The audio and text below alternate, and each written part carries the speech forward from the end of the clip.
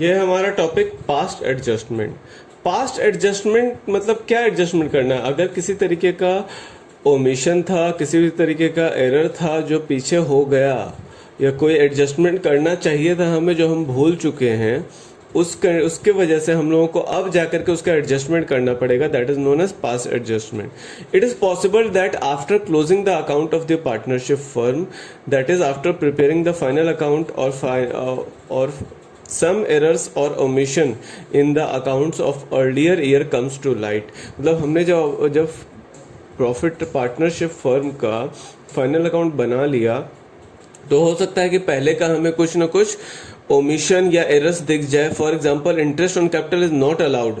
हो सकता है क्वेश्चन में बोला था, या फिर मतलब वो लोग पार्टनरशिप फर्म चाहता था इंटरेस्ट ऑन कैपिटल देना, पर हमने नहीं दिया। और is at allowed at lower rate और हायर रेट ऑफ इंटरेस्ट, या फिर कम देना चाहिए था ज्यादा दे दिया, या फिर ज्यादा देना चाहिए था कम दे दिया। और is allowed when it should not have been allowed, और या फिर तब दे दिया जब इसको हमें नहीं देना चाहिए था।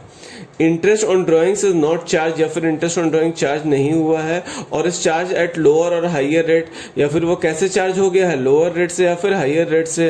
प्रॉफिट और लॉस और distributed among partners in wrong ratio, या फिर प्रॉफिट और लॉस हमने जो पार्टनर्स में डिस्ट्रीब्यूट किया है वो रॉन्ग रेशियो में डिस्ट्रीब्यूट कर दिया है। उस सिचुएशन में मतलब किसी भी तरीके का मिस्टेक जो पहले हो चुका है और हमने फाइनल अकाउंट बना लिया है, तो हम लोग क्या करते हैं, वहां पर पास्ट एडजस्टमेंट करते हैं। These errors are rectified in the current year by adjusting the capital account of the affected partner. और इसको करंट ईयर में हम लोग एडजस्ट करते हैं bye adjusting the capital account of the affected partner. जो भी पार्टनर उससे अफेक्ट हुआ है उसके अकाउंट को एडजस्ट करके, डेबिट और क्रेडिट करके। Now the error or omission may be rectified by passing a single adjustment entry with the net effect of errors and omission। और ये जो एरर या ओमिशन है वो कैसे रेक्टिफाई किया जाता है? By passing a single adjustment entry. एक सिंगल एडजस्टमेंट एंट्री कर दिया जाता है, और वो जो भी गलती था या जो भी चीज छोटा हुआ था वो उसका नेट इफेक्ट रेक्टिफाई हो जाता है। अल्टरनेटिवली एडजस्टमेंट एंट्री में भी पास फॉर ईच एरर और ओमिशन, या फिर हर एक एंट्री के लिए जो जो चीज छूटा हुआ था हर के लिए आपको एडजस्टमेंट एंट्री अलग से पास करना पड़ेगा। तो एक सिंगल जर्नल एंट्री के थ्रू अगर एडजस्टमेंट करेंगे तो हम लोगों को क्या एंट्रीज करना है, और अगर बहुत सारे एंट्रीज करने बोल रहा है, सिंगल एंट्री से काम नहीं चलेगा, तो किस तरीके से हम लोग एडजस्टमेंट करेंगे वो देखेंगे। नो केस 1 देखते हैं। When an adjustment entry is pass, मतलब एक ही एडजस्टमेंट एंट्री, एक सिंगल एडजस्टमेंट एंट्री अगर पास करके अगर हम लोग अकाउंटिंग कर रहे हैं, पास्ट एडजस्टमेंट कर रहे हैं, तो कैसे करेंगे? In this case and adjustment entry is pass for the net amount. तो आपको नेट अमाउंट के लिए एक ही एंट्री पास करना पड़ेगा of all the past adjustments through the capital account of the partner.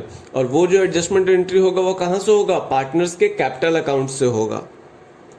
पर कितना अमाउंट आएगा, ये नेट अमाउंट आएगा कैसे?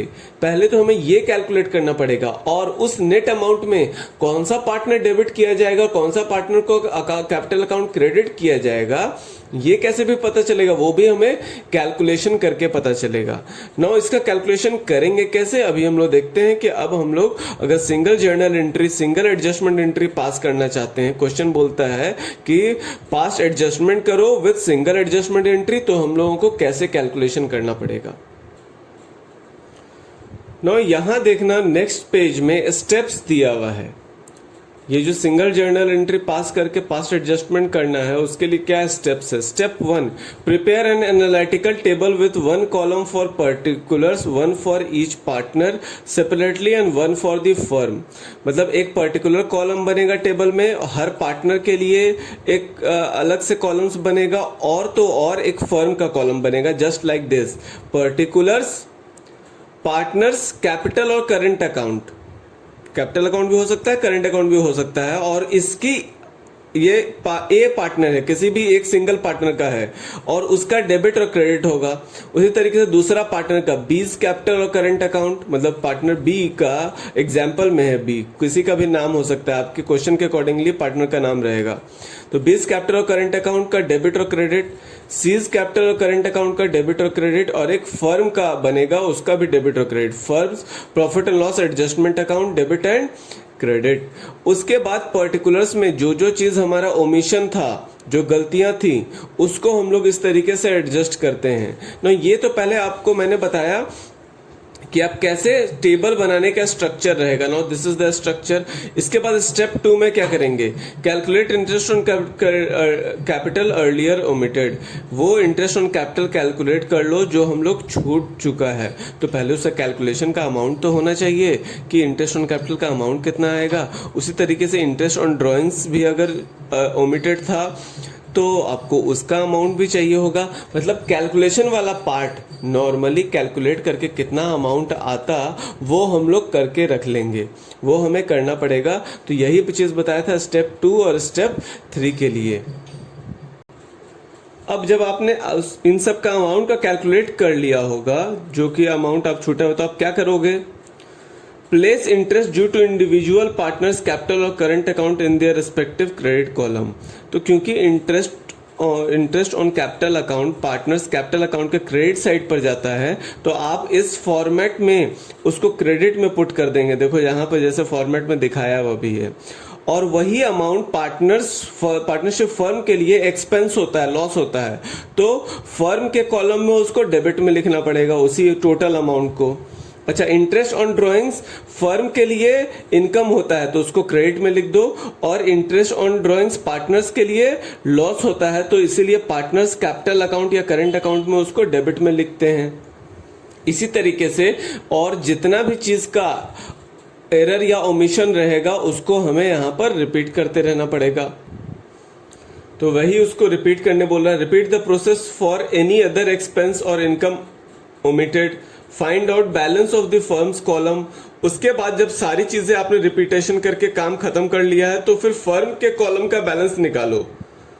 वो आपको बताएगा कि यहां पर नेट प्रॉफिट या नेट लॉस कितना हो रहा है।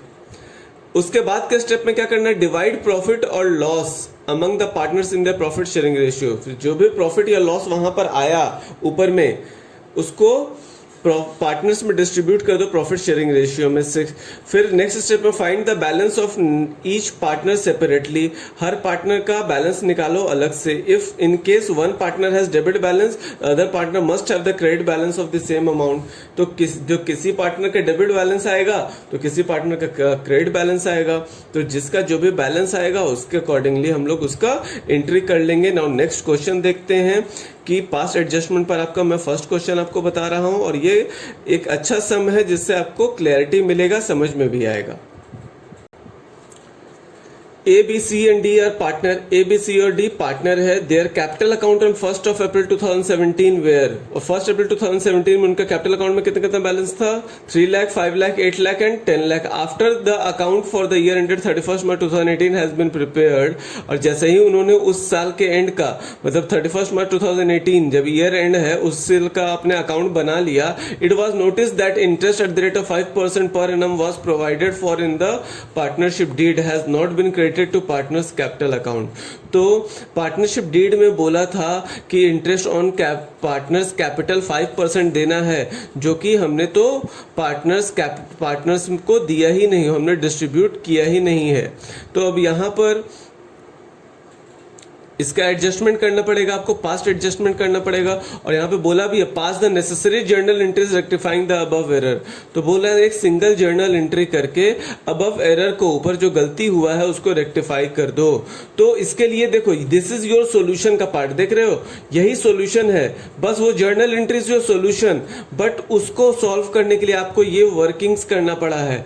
अगर आप ये वर्किंग्स नहीं दिखाओगे, आप डायरेक्ट सोल्यूशन दिखाते हो, तो अगर वो 8 नंबर का क्वेश्चन है तो आपको 2 नंबर से ऊपर नहीं मिलेगा, क्योंकि मेन पार्ट ये था। मानते हैं कि solution is your main answer, but जब तक यह वर्किंग नहीं होगा तो आपका ये मेन आंसर आया कहां से। आपको ये दिखाने के लिए अकाउंट्स में हर जगह आपको वर्किंग दिखाना बहुत इंपॉर्टेंट है। तो मैंने क्या बोला था, जो भी चीज छूटा हुआ है, जो भी चीज एरर है, जो भी ओमिशन है, पहले उसको कैलकुलेट कर लो। तो हम लोग क्या कैलकुलेट करेंगे, इंटरेस्ट ऑन कैपिटल कैलकुलेट कर लेंगे। कैपिटल का अमाउंट दिया हुआ है, रेट ऑफ इंटरेस्ट दिया हुआ है, तो हम लोगों ने हर पार्टनर के लिए इंटरेस्ट ऑन कैपिटल का अमाउंट कैलकुलेट कर लिया। उसके बाद हम लोगों को फॉर्मेट बनाना पड़ेगा। मैंने आपको बताया था कैसे टेबल बना लेना। ठीक है ना। ऐसा टेबल बना लेना। तो हमने टेबल बना लिया, पर्टिकुलर्स का कॉलम है, ए का कैपिटल अकाउंट है डेबिट रुपीज क्रेडिट रुपीज, फिर बी का कैपिटल अकाउंट है डेबिट रुपीज क्रेडिट रुपीज, सी का कैपिटल अकाउंट है debit rupees credit rupees, D का कैपिटल अकाउंट है डेबिट रुपीज, और फर्म का भी है। अच्छा, इंटरेस्ट ऑन कैपिटल था जो कि वो लोग भूले थे। तो इंटरेस्ट ऑन कैपिटल पार्टनर्स के लिए क्या होता है, interest on capital partnership firm के लिए लॉस होता है। और कितना रुपए का इंटरेस्ट ऑन कैपिटल पूरा का पूरा छूटा हुआ था, तो कैलकुलेट कर लो, 50,000, 40,000 और यहाँ पर 25,000 और 15,000, टोटल 1,30,000 का इंटरेस्ट ऑन कैपिटल देना था जो हम लोग भूल चुके थे। इसका मतलब कि फर्म को अब देना पड़ेगा, मतलब फर्म के अकाउंट में वो क्या होगा, डेबिट होगा।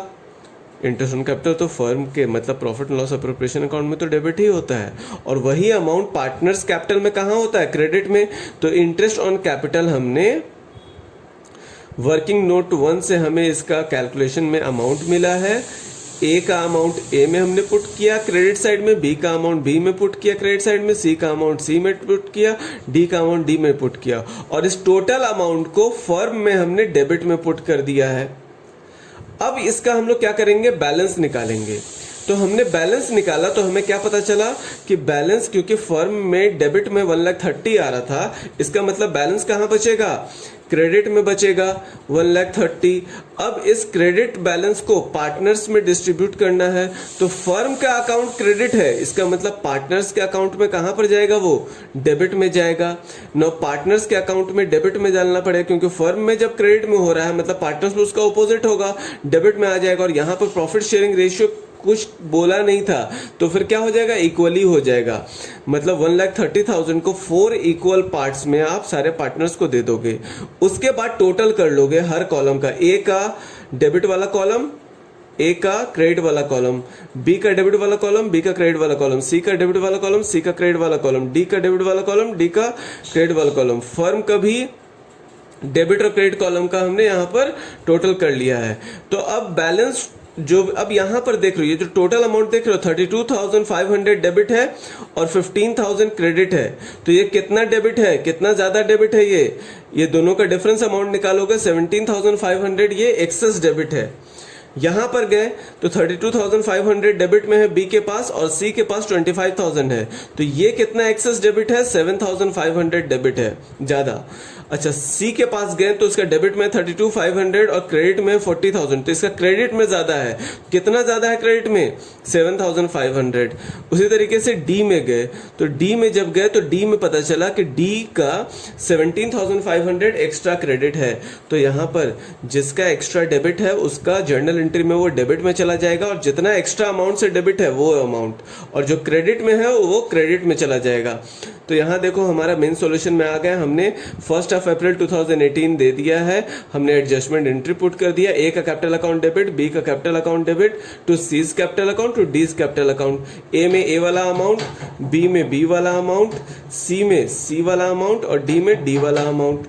ठीक है, इस तरीके से हम लोग पास्ट एडजस्टमेंट करते हैं। नेक्स्ट क्लास में मैं आपको सबसे पहले पास्ट एडजस्टमेंट का 1-2 सम्स और बताऊंगा, और नॉर्मल सम्स जो हमने पीछे और भी किया था उस पे बेस पर भी 1-2 सम्स में और आपको बताऊंगा। मतलब 3 या 4 सम हम लोग मैक्सिमम नेक्स्ट क्लास में करेंगे। उसके बाद हमारा ये चैप्टर कंप्लीट हो जाएगा। उसके नेक्स्ट क्लास से आप लोगों को सिर्फ इसके नेक्स्ट क्लास से नेक्स्ट चैप्टर ही हम लोग स्टार्ट कर देंगे। So thank you so much. मिलते हैं हम लोग अब नेक्स्ट क्लास में। अच्छे से बना लेना, यहाँ तक पास्ट एडजस्टमेंट अच्छे से करना। यहाँ पर स्टूडेंट कंफ्यूज भी होते हैं और रॉन्ग भी करते हैं, और ये टॉपिक ऐसा है जिससे बहुत सम्स आता है।